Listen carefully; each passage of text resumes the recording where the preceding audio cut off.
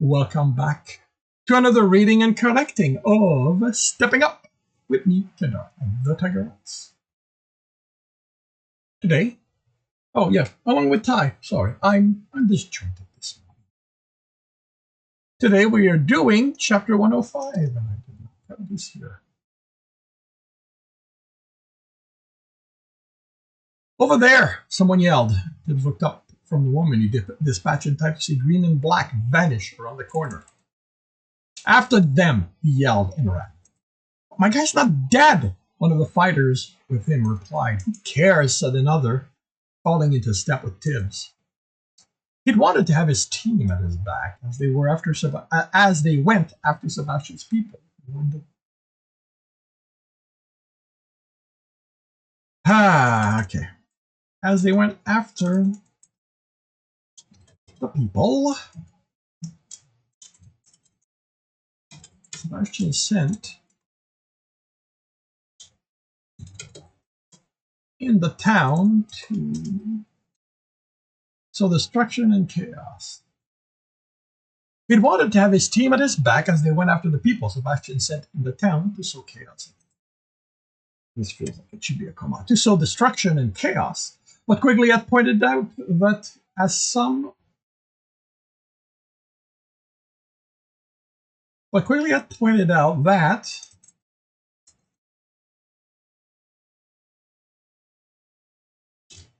some of the few original runners left, along with the notoriety Jackal he and his team had, that feels clunky, but I'm not sure how to fix it. It was more efficient to have each lead a different group. It was the same with any runner that had even a little renown. The one person who avoided this was Komdar, who disappeared as assignments were given. The two fighters with Tibs were Upsilon and had metal as their element, but they had little training. He did his best to remember he'd been where they were once, not even a year ago. Or was it slightly over that now? So much had happened, he had trouble keeping track. On top of that,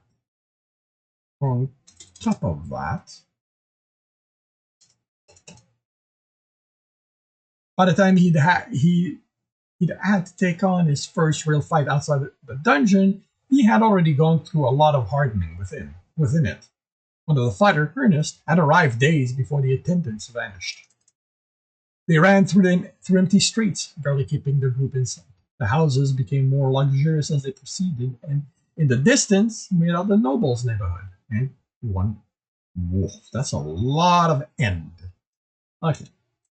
The houses became more luxurious as they proceeded, as it made out the wonder. So this is going to end the phrase. They ran through the street, barely keeping the group in sight. The houses became more luxurious as they proceeded, and in the distance, he made out the nobles' neighborhood. He wondered if that was their destination, and why. Jekyll had told him Sebastian wouldn't rest after his defeat, and that he'd seek to hurt Tibs personally. So they agreed the town was the target. But even Sebastian had to know how much Tibs hated nobles. He couldn't think he had anything to gain by attacking that part of the town. Tibs stopped as the group ahead flew back. He raised his arm and channeled Earth to keep his companion from continuing.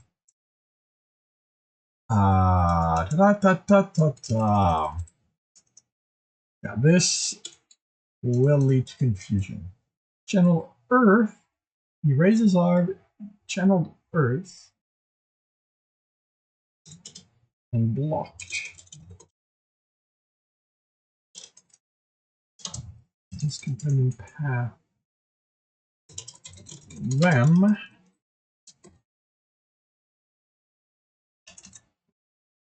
Tibs stopped as the group ahead flew back. He raised his arm, channeled Earth, blocked and blocked his companion's path with him. The only way that had happened was through the use of essence, and Tibs didn't want to seem like another group of attackers to the adventurer the nobles had bought. The thugs in green and black were getting on their feet by the time Tibs was close enough to see the lone adventurer standing in the middle of the road intersection where the nobles' neighborhood started. She had golden eyes, and her chainmail armor glowed from all the essence woven through it. The sword was still sheathed, but she looked ready to draw it as she noticed them. "This area's off limit," she announced. "If you try to get any closer, I'll take you down." "We're on the same side," Ernest called back. "We're here to help you deal with them." She focused on Deb, and Tibs formed his sword and shield as he sensed essence shift between them. He had no way of knowing what an adventurer working for the nobles would do, but forming essence couldn't be. It dissipated. "Good. You deal with them in that case," she relaxed. "Isn't she going to help us?" Ernest asked. "We're here to help her." "We were going to help her." "You have a lot to learn about adventurers," the other fighter said, "especially those who took Noble's point." She thought darkly. "That's okay," the fighter said. "We don't need her." The group between Tib and the adventurer was composed of 3 women and 2 men in light green and black leathers, and armed light green and black leathers, and armed with swords. They turned their back on the adventurer and smirked as they took Tibbs and his group, or as they looked Tibbs and his group over. That was fine by Tibbs. He liked being underestimated. He ran before they made their move. He had the overall advantage, having essence when they didn't, but they would be more experienced in combat. He made a patch of ice and slid to the center of the group. He got in a few minor slices before they got over the supplies. Then he was fighting too, while the others kept the other 3 busy. Wow. Companions kept the other 3 busy. The adventurer took a step back and placed her hand behind her back.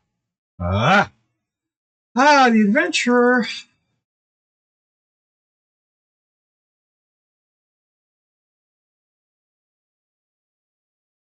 The adventurer stepped back.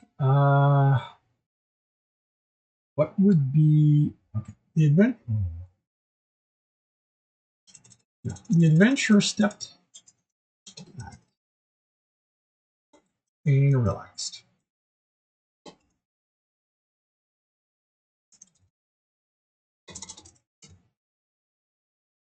Tibbs didn't have time to think, the dog thought as he leaped.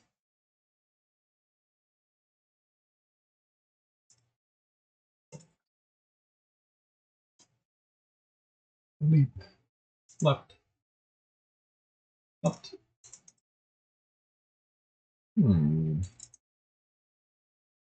Well, as he leaped aside, the strike meant for his neck. He then blocked the other sword. He had the spikes on the shield grow, but the man jumped away before they struck him. He also avoided the patch of ice he put down. He wanted to ice the entire street, but his allies didn't have his ability to move on ice. While these thugs might not have been told of his dislike for the nobles, they had been informed how he liked to use ice, and about some of his more recent tactics too. Surprise 1 when he blocked with his sword and used the pike shield to slash her stomach open, but it allowed the other thug to cut his sword arm. He lost all of his sword and let the essence go. Tibbs filled the wound with ice as he dodged and backed away from the mad strikes. The man grinned at him until he noticed the knife in Tibbs' aim. Instead of confusion as to where it had come from, the man backed away as Tibbs threw it. He didn't hit him, not that it surprised him, but all he wanted was to put distance between them. With a thought, the man was covered with hot water, which iced and thickened as he fought to break free. His effort became more frantic as Tibbs approached, reforming his sword. He went through It went through the ice without resistance, then through the man's chest. His allies were also done with their opponent, Ernest keeping the other fighter from falling, and they were staring at him. So was the adventurer, who again looked ready to fight. The two's reaction didn't surprise him. They might have heard stories of what Tibbs had done, but how likely were they to believe them? Her reaction, on the other hand, perplexed him. He expected she knew of him. His interaction with the nobles were indirect, but there had been enough altercation between his runners and the nobles' guards. They all knew who he was. Not to say of his habit of training by breaking into the nobles' home. Maybe she, too, hadn't believed the stories. He did an inventory of his reserve. It wasn't precise, but only an approximate. It was imprecise.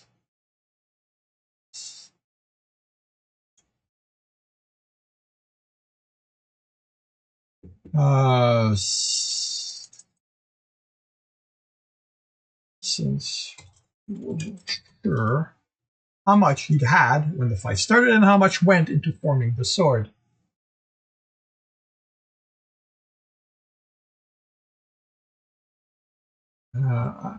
How much went into forming the sword, one of which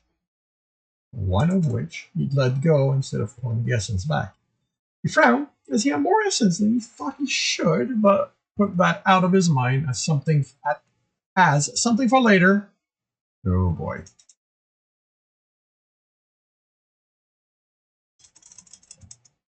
That's not for later. Yeah.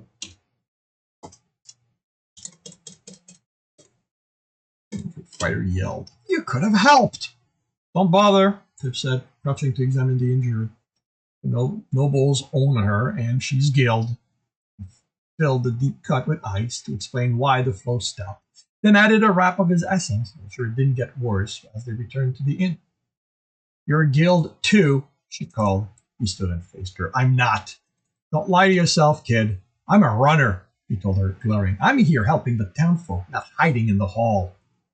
Or letting the nobles think nothing's happening just because you took their coin. I'm doing what the guild should. You think you're the only one who got into this wanting to help everyone? She replied with a sneer. Don't worry, I was going to get beaten out of you too. I will never let the guild turn me into someone like you, snarled. She started. You're not the only one.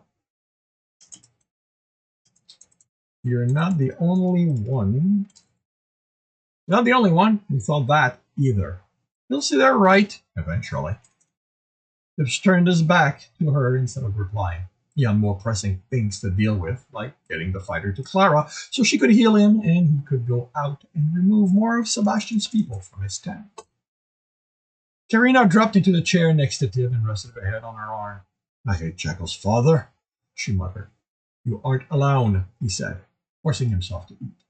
Krosef hadn't taken no for an answer this time, so even if he wasn't hungry, Tibs had to eat. The server looked meaningfully at the bowl of stew before Tibs as he placed a tankard and bowl by Karina. Did you lose anyone? She asked, thinking Krosef with a nod. Shook his head, but we're losing too many overall. He sighed, stirring the stew with a spoon. The guild's going to have to empty more cells if they want to continue having runs. That's what I don't get, Miss said, taking his seat and putting the plate down. I don't like that they aren't defending the town, but I can understand why. It's about resource management, he said when Tibs started it.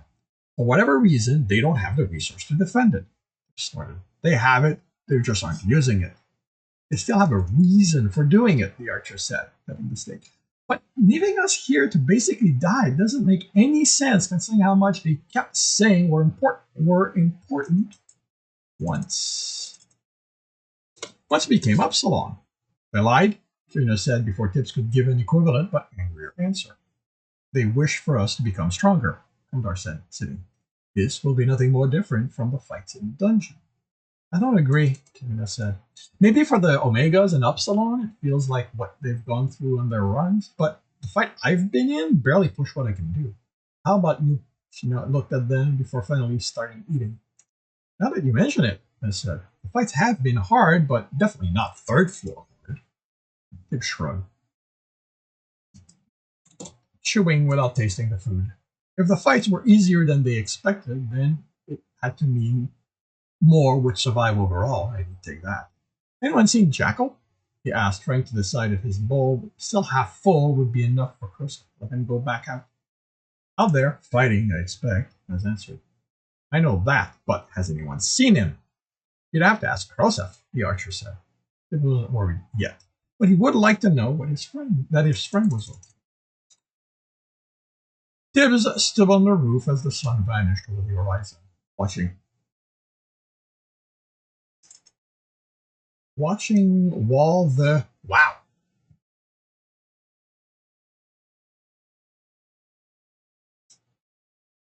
Watching the wall the caravans had been turned into, while Tibbs and his people had been busy rallying Sebastian's people throughout the day. Had been kept busy doing that, Tibbs was thinking, since without all of them attacking the caravan, it had allowed Sebastian to have them turn on their side and move. So he now had a barricade fortifying his position. But it wouldn't have been the only reason for the incursion, as quickly called what had happened. Tibbs thought Sebastian always had multiple reasons for everything. No one from Sebastian's camp was running into the town anymore. They'd stopped as soon as the sun touched the top of the distant trees. Quigley was confused since it gave the town time to rest and heal.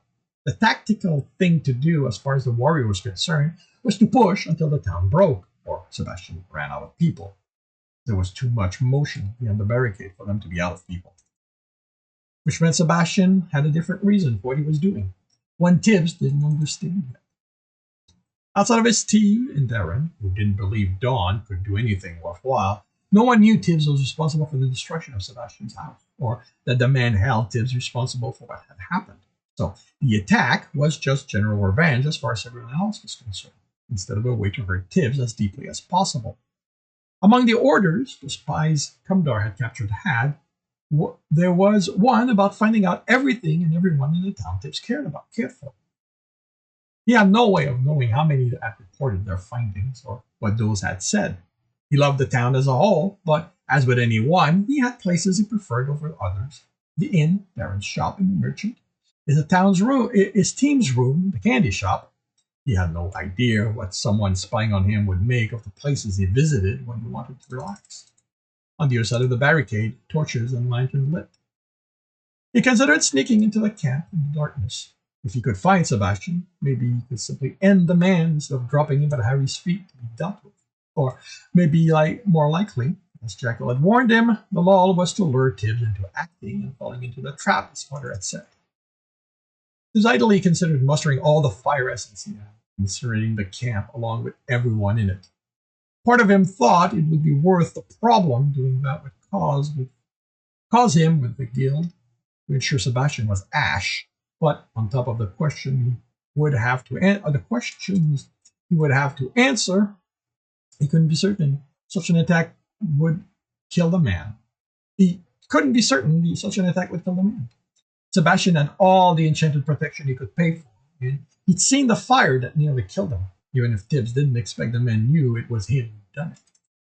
And then there were the prisoners. Then there were the prisoners Sebastian had. He didn't put it past the man to have killed everyone not working for him, but he couldn't be certain. And if his fire was large enough, hot enough to kill the man, it would kill everyone else in the camp without care if they were prisoners or not. If he wasn't going to go running into the trap or burn the whole thing, Tibbs was only left with making sure he was ready if he wasn't going to go running into the trap or burn the whole thing down. Tibbs was left with